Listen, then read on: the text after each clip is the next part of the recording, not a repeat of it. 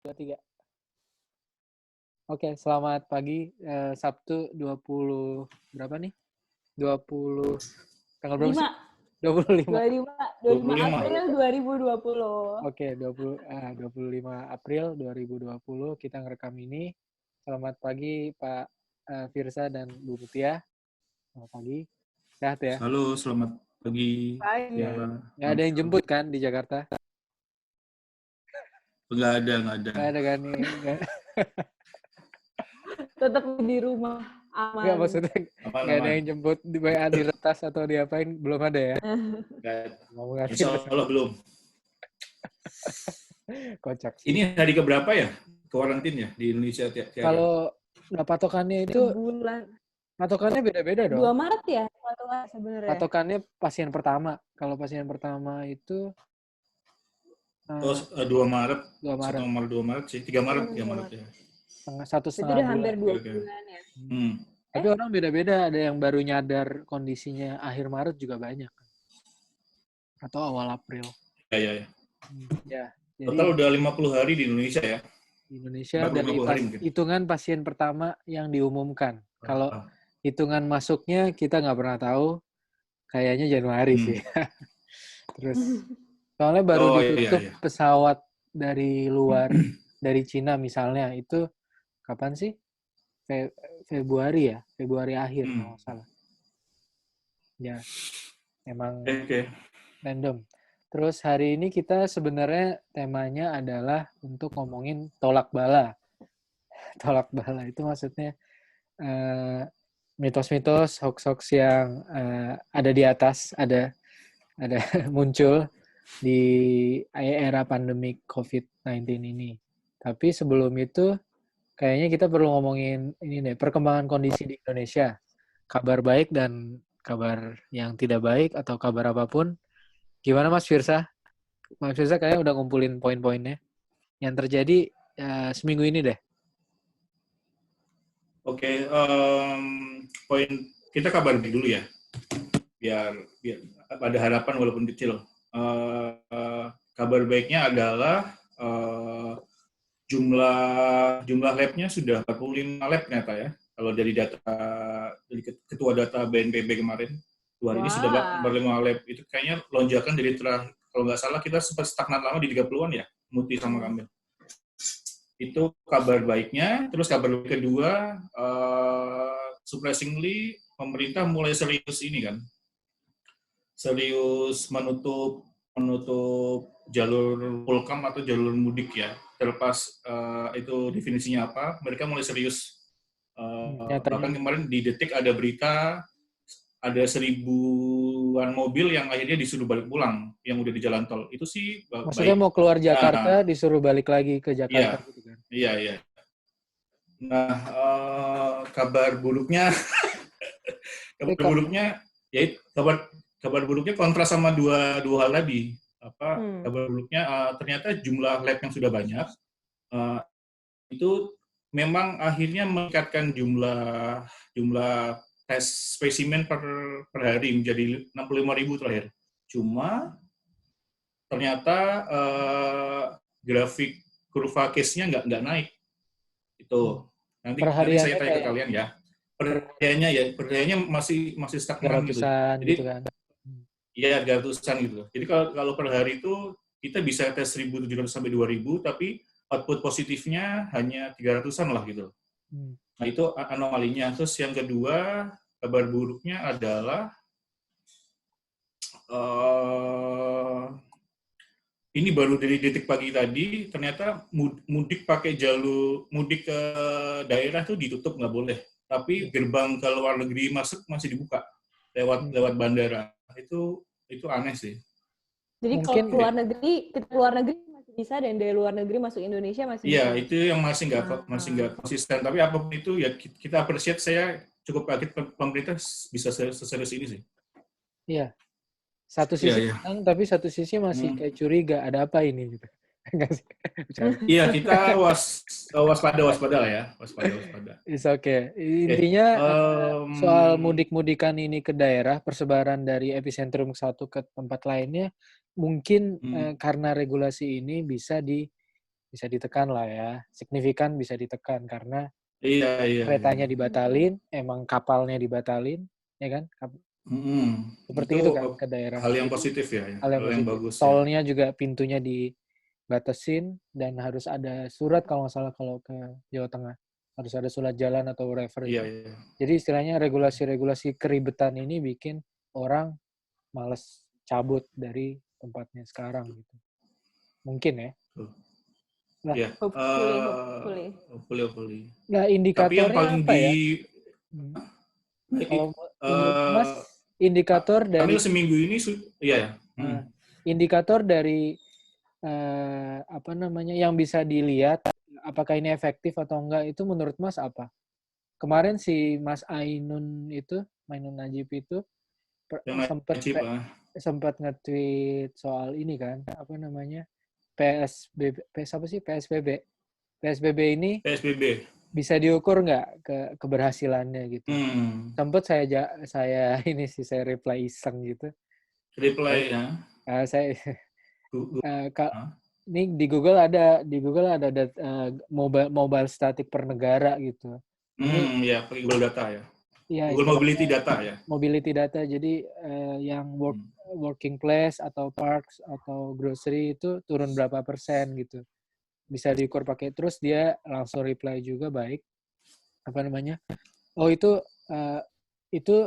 indikator untuk menilai nurut atau enggaknya orang-orang gitu, tapi bukan keberhasilan dari PSSB. Dia bilang gitu. Oh iya. Menurut dia harusnya ada lagi ya. Harusnya ada lagi. Jadi mungkin hubungan dengan wabah ya. Apakah ada penurunan kasus atau gitu apa? Mungkin mortality gitu. Jadi emang indikator ini informasinya apakah di announce juga sama pemerintah itu kita kurang bisa tahu sih, karena masa masyarakat suruh menyimpulkan sendiri kan nggak juga kan. Iya. Kayak kita kan kerjaannya gitu kan, kayak nyari variabel-variabel yang bisa kita nilai sebagai kemajuan. Yang menurut kita relevan ya. Menurut kita relevan. Ini kan kita sendiri nyadar kan itu rada liar sih, rada nggak. Karena ya tapi emang gimana ya, nggak ada informasi yang menunjang itu kan. Jadi kita kan butuh menilai itu, butuh tahu informasi lagi balik-balik. Kalau menurut saya tapi jawaban Mas Ainun Najib menarik sih dan masuk akal. Mungkin satu lagi yang variable rate yang diukur itu adalah tingkat sebaran kali ya.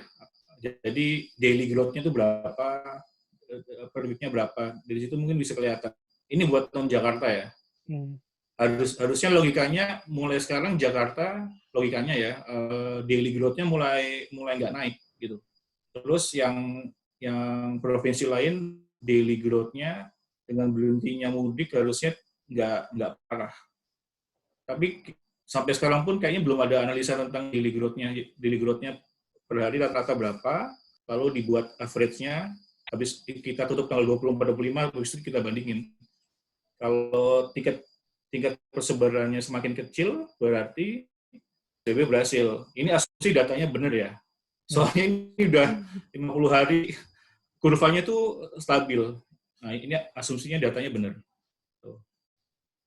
Terus, tadi aku nyambung yang good news yang pertama sama bad news yang pertama. Aku mau tanya sama Muti nih, kenapa sih jumlah lab yang sudah 45, terus jumlah spesimen yang udah 65.000, cases-nya masih di itu saja, per hari 300-an, 300 itu. Terus kita kemarin sempat bahas bertiga, ada ini kan ya, ada nggak sih, ada sih chance kita berkesimpulan bahwa ternyata ada ketidakefisienan SOP dalam tes swab. Misalkan Bali ada yang sampai 10 kali gitu loh. Tapi kalau kita lihat 10-11 kali.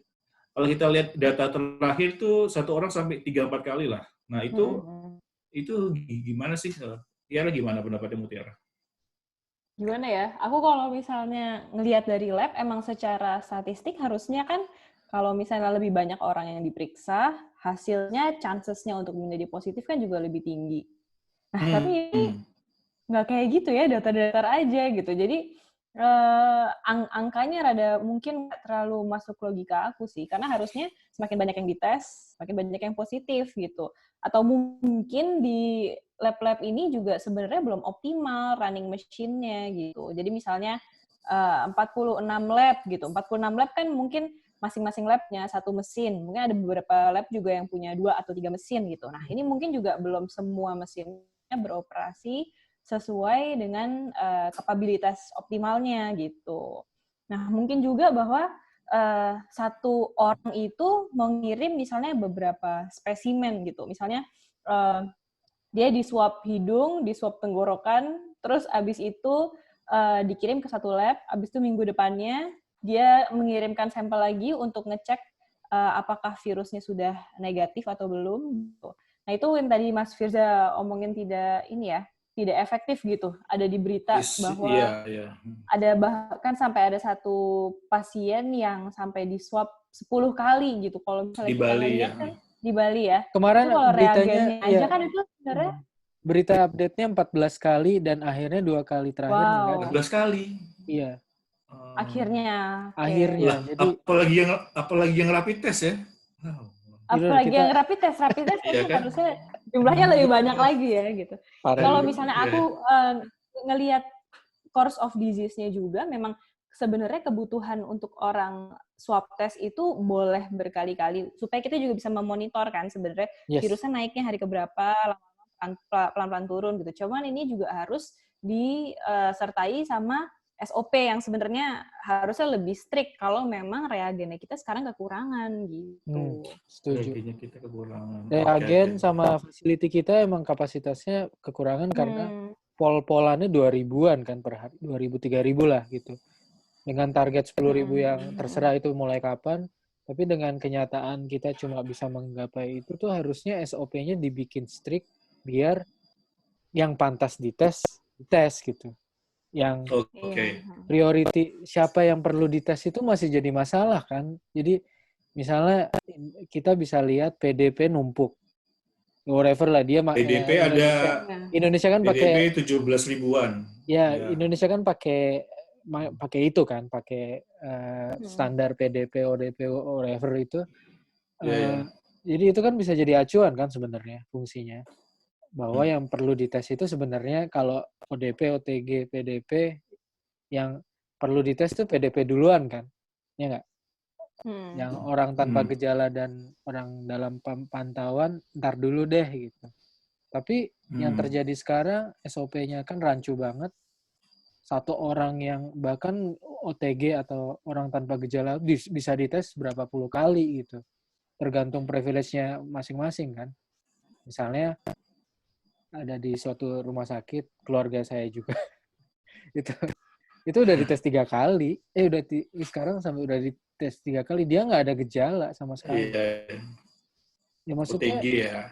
Walaupun dia keluarga saya, tapi keluargaku, tapi apakah dia pantas gitu? Aku malah mikirin lebih besar. Banyak orang yang nunggu dites gitu daripada dia nggak ada gejala. Mending efektif. Jadi secara idealnya prioritas harus banyak PDP yang diberikan tes daripada orang yang OTG positif dan OTG. Ya, tapi mungkin kalau di lapangan kayak gitu. Tenaga medis atau dokter nggak apa-apa kali ya? Lah itu dia prioritasnya nggak jelas kan? Oh, standarnya nggak ada. Nggak ada. Standar jadi yang di tiap RS nggak ada ya? Kita bisa aja pembenaran sendiri-sendiri, tapi kan kita pasti kan punya pemahaman yang sendiri-sendiri juga kalau kita bersandarkan pada pemahaman. Harusnya kan regulator dengan kapasitas ini harusnya dia punya standar untuk efisiensi pemeriksaan gitu. Menurutku ya, jadi biar yang pantas diperiksa dan kita mendekati angka sebenarnya gitu. Kita kan jauh banget kan dari itu. Kita sepakat kan bahwa 8.000 sekarang berapa sih? Kemarin 8.000-an ya? Yang positif COVID. Yang positif COVID di Indonesia. Iya. Itu tuh 8.000 tuh angka yang jauh dari kenyataan kan. Kita sangat berasumsi itu, dan bahkan saya yakin banget semua masyarakat juga sebagian asumsinya begitu juga, bahwa sebenarnya lebih dari ini loh gitu. Kemarin 8.200 ini. Oke. Ini saya mau tanya, jadi setiap pasien itu sebenarnya idealnya berapa kali swab test sih? Kemarin Tiara sempat bilang ke saya kayaknya harusnya 4 kali sih Mas. Tiara sempat tanya ke teman-teman dokter atau yang udah sakit ya? Kemarin aku kan ada beberapa teman aku yang positif juga, tapi memang beruntungnya mereka OTG semua. Dan kebanyakan kalau mereka itu dites pertama kali saat mereka udah positif, ditunggu 3 minggu atau 4 minggu. Nah, setelah udah melewati waktu 4 minggu itu, biasanya mereka akan dites terus regularly sampai mendapatkan 2 kali negatif gitu. Nah, mungkin tes-tes yang berulang kali di akhir ini sih mungkin yang terlalu banyak gitu. Oke. Karena memang sampai sekarang kan secara penelitiannya juga belum ada definitive answer, kayak kalau misalnya orang sudah terjangkit COVID-19 itu berapa hari sih sampai virusnya nanti akan keluar dari tubuh gitu.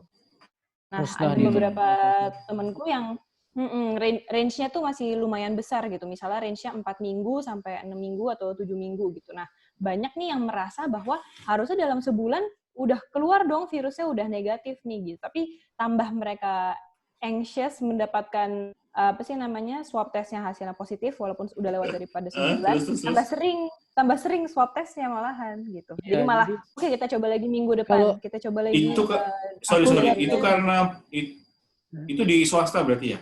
Karena bayar sendiri ya?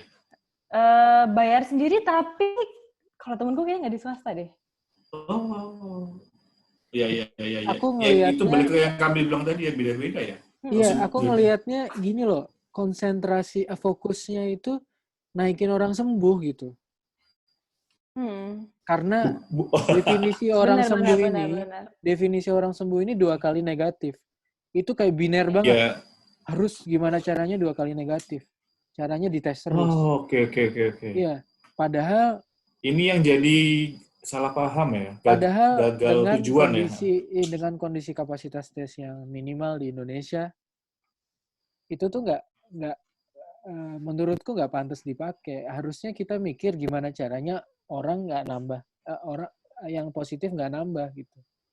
Jadi pencegahan wabah sebenarnya itu. Gitu. Tapi apakah ini sesuai sama konsep pencegahan wabah bahwa harus ngotot gimana caranya 2 kali negatif? Jadinya dites sampai, contohnya yang di Bali itu yang kita bisa kita bisa telusuri itu 14 kali sampai negatif. Malah Dinkesnya itu melaporkan ke WHO karena dianggap ini unik. Katanya soalnya bisa positif, bisa negatif. Menurutku bukan unik. Bukan unik, tapi ini kayak ngeliatin bahwa Dinkes di Indonesia ini nggak ada SOP gitu. Nggak ada SOP yang fungsinya benar. Kita bisa contoh di UK sama di Netherlands ya. Mereka nggak ada nggak ada hasil swab yang sembuh. Mereka tidak ada yang meninggal. Jumlah orang enggak, yang sembuh nggak di NA. Yang sembuh nggak di nggak di announce karena mereka pakai standar bahwa sembuh menurut definisi mereka itu bukan 2 kali negatif swab test, tapi ini kan nggak ada gejala dan bisa karantina mandiri gitu tanpa gangguan klinis. Nah, itu karena standarnya nggak sesuai sama WHO, jadi mereka tidak announce. Tapi itu sangat respectful ya keputusan itu, karena alasannya efisiensi dari tes, karena mereka walaupun kapasitas tesnya berapa puluh kali lipat Indonesia, UK sama Netherlands, tapi mereka menganggap itu masih kurang. Nah itu loh, anggapan itu yang pengakuan itu yang kita sayangnya di Indonesia entah beda paham gitu. Jadi itu kayak manajemen amunisi ya, ya kan? Amunisinya terbatas. Kalau bisa ya jangan banyak-banyak karena masih banyak yang harus dipakai amunisinya. Yes. Oke. Jadi menurut Mas Firsa gimana? Jadi PDP itu lebih pantas dites kan daripada orang yang tanpa gejala udah karantina lama gitu. Iya. Kalau menurut saya yang nomor satu harus dites pejabat, karena dia kalau dia mati kan juga susah. Sorry, kalau dia meninggal kan juga susah ya. Pejabat penting itu nomor satu, nomor dua dokter sama nakes yang di RSM bekerja. Habis itu BDP, ODB, OTG. Nah ini kalau sekilas saya dengar ceritanya kalian kebalik nih, kadang-kadang ODB-nya loncat, OTG malah ya, OTG-nya naik. Ya tergantung privilege masing-masing kan. Ada yang telepon dinkesnya, ada yang nggak ada standarnya, ya. Kenal sama litbangkesnya, SMS terus, makanya dicek gitu. Aneh banget sih, jadinya apaan sih? Apapun prioritas yang ditetapkan pemerintah sebenarnya nggak masalah, tapi yang penting ada standar di semua ini, biar setiap PNS atau dinkes nggak nerapin aturan masing-masing. Berbeda gitu. Ya. Oke. Sebelum ke topik utama kita, ini ada satu yang data menarik lagi.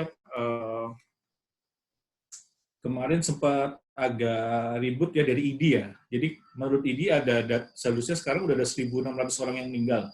Ya, di reply sama government bahwa ya kalau ada data silakan dikasih ke kami, jangan dikasih ke publik gitu loh. Nah, padahal kalau dihitung secara manual di tiap provinsi, sebenarnya menurut saya ya, setiap provinsi itu sudah mulai agak jujur loh.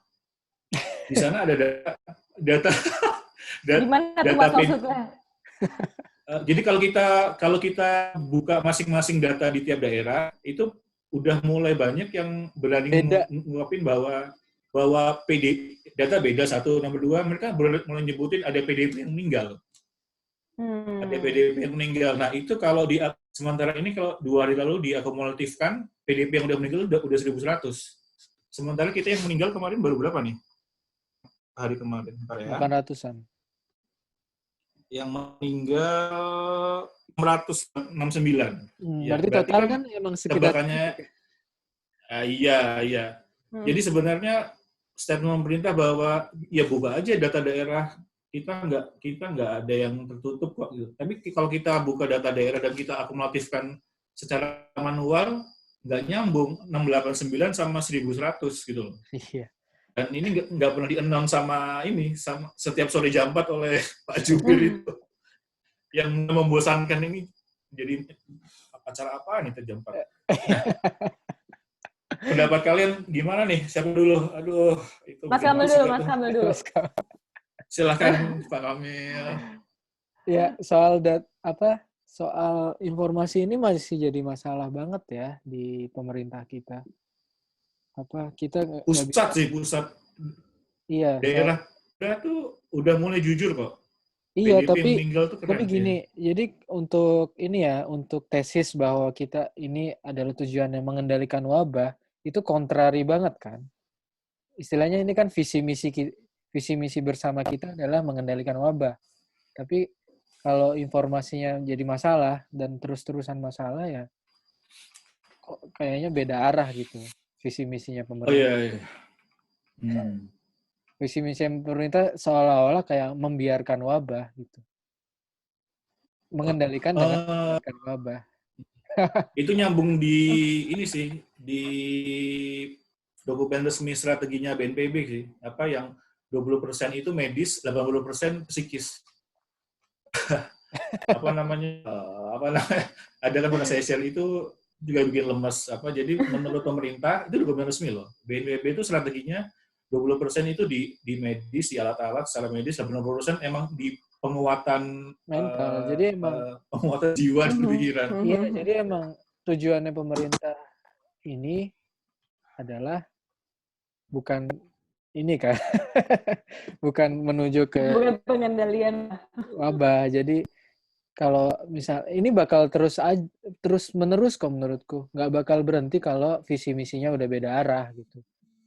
Rakyat sama media sama ID atau whatever badan-badan swasta yang udah mulai kolektif ini tujuannya mengendalikan wabah, tapi pemerintah itu punya tujuan yang beda. Jadi menurut pasti ada gesekan konflik itu karena emang tujuannya beda.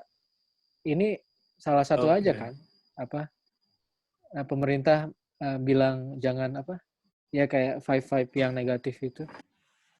Ya jangan bikin kerusuhan. Keresahan. Jangan bikin keresahan. Ya menurut bakal berulang kok. Itu paling tiap minggu ada pernyataan yang sebangsa itu.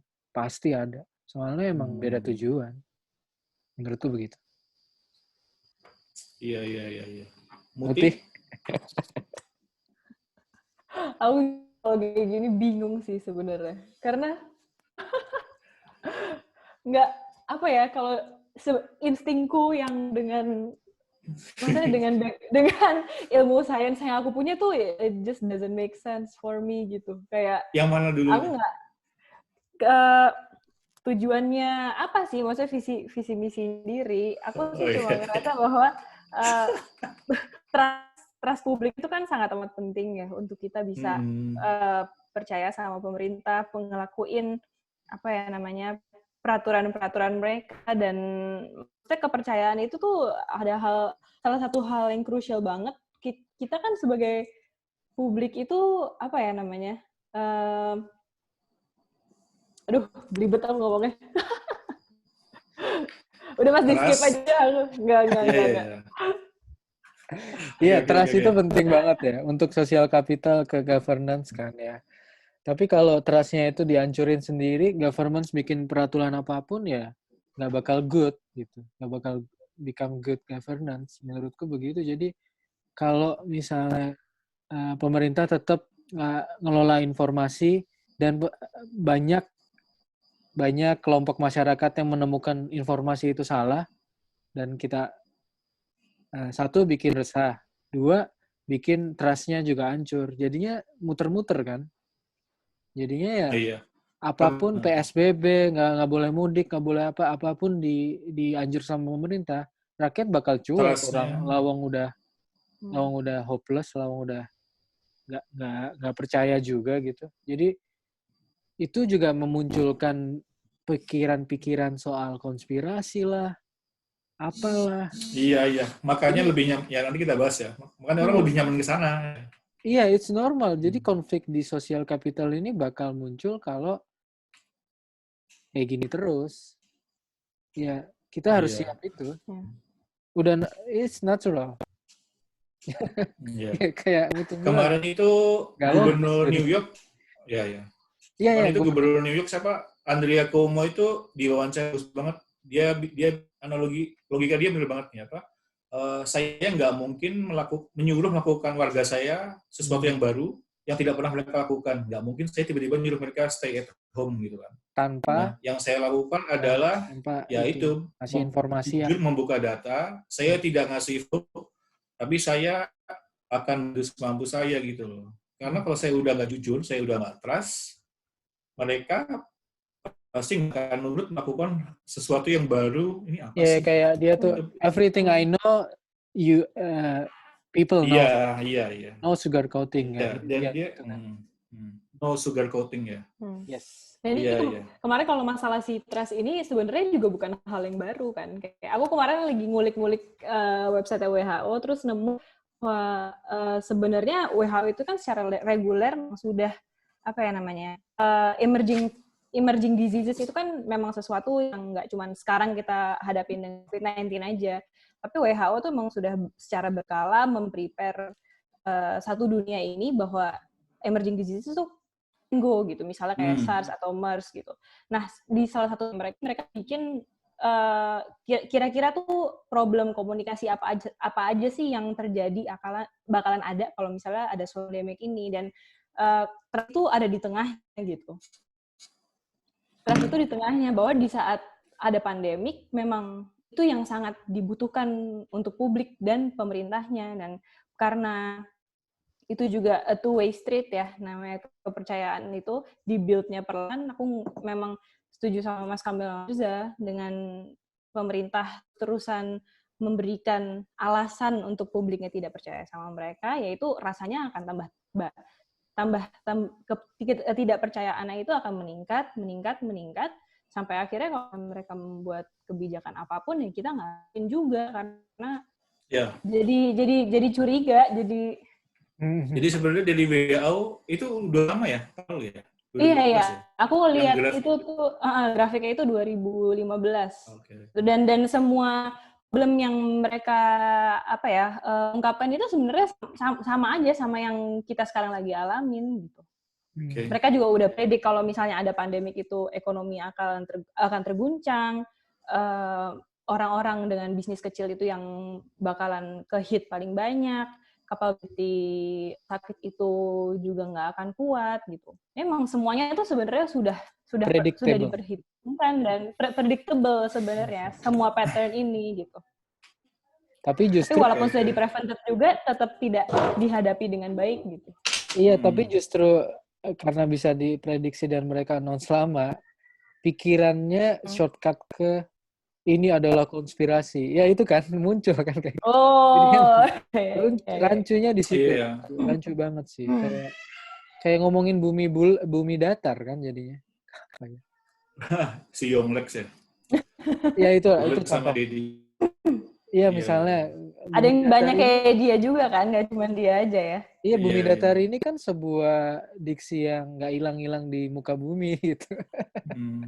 Oh, Yonglex bilang, saya tuh nonton 5 menit nggak kuat tuh video itu, YouTube itu, Deddy Corbuzier sama Yonglex. Yonglex tuh sampai bilang gini, kalian merhatiin nggak konspirasi vaksin polio gitu kan? Itu tujuannya apa? Biar manusia maksimal berumur 60 tahun, 70 tahun. Terus dia ngasih contoh. Perhatiin nggak, ada orang Jepang yang bisa hidup sampai 100 tahun. Ini tuh agenda konspirasi nih, biar kita disuntik polio, biar maksimal hidupnya kita 60-70 tahun. Jadi populasi nggak banyak gitu loh. Nah, padahal Nabi Muhammad juga umurnya 63 tahun. Gimana sih? Okay. Ya, udahlah. Sebelum ini ada satu pertanyaan lagi. Ini nyambung ke yang 2 episode awal dan mungkin beberapa replay DM ke kita ya, sering mungkin masalah apple to apple. Jadi kemarin saya di-share artikel sama Muti bahwa sebenarnya membandingkan data pandemi antar negara itu memang nggak mudah itu gitu loh. Walaupun juga jangan statement tersebut membuat kita berhenti melakukan analisa gitu loh. Memang banding-bandingin nggak pernah mudah. Misalkan ibu kota Vietnam udah berhasil, Jakarta ini pasti kan pasti serangan pertama buat argumen tersebut adalah nggak apple to apple gitu. Gimana Tiara, coba cerita dikit yang kemarin artikel. Di artikel itu. Aku nge-share ada artikel. Itu apa ya? Artikelnya, aku lupa sampai New York Times ya? Atau Bloomberg gitu ya. Jadi memang ada scientist big data yang menjelaskan lebih dalam. Ini bukan sesuatu yang aku ngerti banget, cuman yang dari artikel itu aku anggap adalah bahwa memang untuk membandingkan satu negara ke negara lain tentang COVID ini, itu akan sangat amat susah karena variabelnya banyak banget yang berbeda-beda gitu. Dan at the end of the day, akhirnya kita akan bisa sedekat mungkin membandingkan apple to apple itu di saat ini semua sudah selesai gitu. Oh, oke. Okay. Jadi kalau misalnya kita continuously membandingkan satu negara dengan negara lain, A dengan B, B dengan C, C dengan D, itu sebenarnya hal yang baik untuk kita saling evaluasi kan, ongoing evaluation. Gitu. Tujuannya evaluasi ya. Evaluasi ya. Kayak yang mereka lakukan sebenarnya sudah benar apa belum? Kalau misalnya dari konteksnya kita gimana gitu. Nah, cuman konteksnya itu sendiri kalau kita ngelihin pembandingannya itu ongoing gitu ya, tidak akan kita mendapatkan konteks 100%-nya gitu. Akan ada selalu variabel-variabel yang berbeda karena juga faktornya besar sekali. Banyak gitu. ya. Jadi memang harus terus dilakukan, tapi kita juga tidak bisa terobsesi sama membandingkan satu negara sama negara lainnya gitu. Oke. Berarti memang ini ya, gimana? Mungkin itu yang bikin juga kali ya, karena kan membandingkan satu hal itu lebih mudah daripada kita menganalisa sendiri gitu. Kayak kita butuh sebenarnya kayak gimana sih? kalau kita kayak gini dengan variabel orang kita seperti ini, budget kita kayak gini itu seperti apa ya gitu. Sebenarnya yang kita perlu lakukan itu adalah bisa yang lebih deep, lebih kompleks lagi gitu. Yang lebih deep, lebih kompleks lagi. Okay. Loh, iya, aku boleh. Gimana, Pak Kamil? Main analogi aja deh kayak orang sakit ya, sakit kanker atau sakit apapun. Itu kan personalized disease ya. Gimana? Semua personalized gitu. Sama kayak negara. Ya, jadi istilahnya kita harus ngambil proksi. Ini harus kita mengeneralisasi gitu. Profilnya pasien A sama B ini kesamaannya apa gitu. Misalnya sama-sama pria, usianya sama-sama ini, proksi-proksi, istilah proksi ya. Itu indikator proksinya apa gitu. Misalnya HB-nya berapa. Kalau di lab itu kan ada lab umum, general lab itu kan ada berapa variabel aja kan, darah merah, darah putih, ya kan, fungsi ginjal, fungsi liver, gitu aja kan. Itu yang bisa dibandingkan kan sama orang. Oh ini, jadi emang tapi nggak bisa kan satu individu sama individu lain sama persis walaupun penyakitnya sama, itu tuh nggak mungkin obatnya persis sama gitu. Pasti ada hal-hal lain juga gitu. Ada adjustment ya. Iya, jadi kalau misalnya mau ngotot ke diksi bahwa Apple harus sama Apple ya, nggak mungkin bisa. Jadi dokter pun antar manusia pun.